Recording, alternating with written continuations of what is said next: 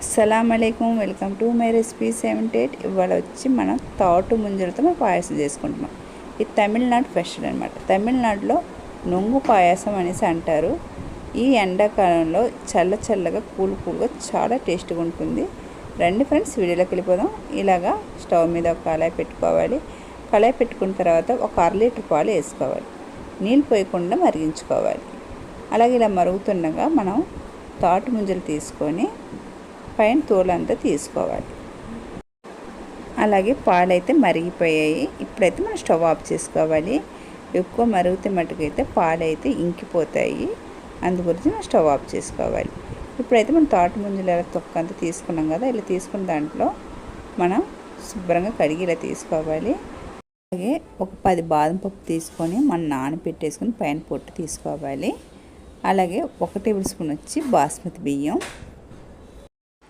ఇలాగ మిక్సీకి తీసుకొని బాదం పప్పు, అలాగే 1 టేబుల్ స్పూన్ వచ్చి బాస్మతి బియ్యం, 4 యాలక పలుకులు ఇలా వేసుకున్న తర్వాత మనం బాగా కోర్సుగా ఆడించుకోవాలి.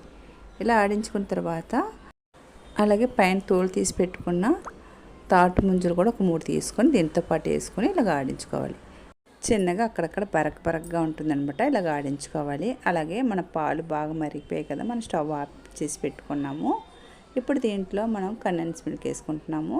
ఇలా కండెన్స్ మిల్క్ లేకపోయినా సరే మీరు పంచదార కూడా ఇలాగ వేసుకోవచ్చు.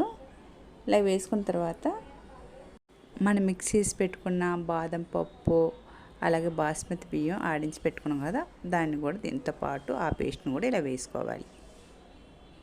ఇలా వేసుకొని బాగా కలుపుకోవాలి. ఒకవేళ మీకు పంచదార సరిపోకపోయినా సరే మీరు పంచదార వేసుకోవచ్చు. నాకైతే పంచదార సరిపోలేదు. ఇప్పుడు పంచదార అయితే ఒక 5 టేబుల్ స్పూన్ ఇలా వేసుకున్నాను.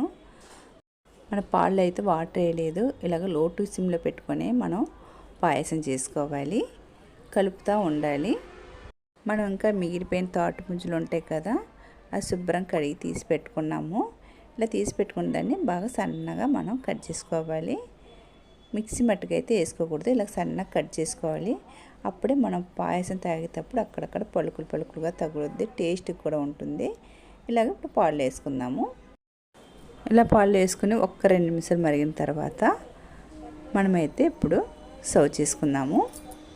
ఇలా సర్వ్ చేసుకున్న తర్వాత బాదం పప్పు, పిస్తా పప్పు, జీడిపప్పు ఇలాగ వేసుకోవాలి. మన దగ్గర ఏ డ్రై ఫ్రూట్స్ ఉన్నా సరే ఇలా వేసుకోండి. డ్రై ఫ్రూట్స్ అంతా వేసుకున్న తర్వాత మన ఫ్రిడ్జ్లో ఒక పావు గంట అరగంట సేపు ఉంచేసుకొని మనం సర్వ్ చేసుకుంటే మనకి చల్లగా చాలా టేస్టీగా ఉంటుంది. అలాగే ఫ్రిడ్జ్లో పెట్టకపోయినా సరే టేస్టీగానే ఉంటుంది. మన తమిళనాడు స్టైల్ నొంగు పాయసం అయితే రెడీ అయిపోయింది. మీకు నచ్చితే కనుక లైక్ చేయండి, షేర్ చేయండి, అలాగే సబ్స్క్రైబ్ చేసుకోండి. చూసేవాళ్ళైతే ఒక లైక్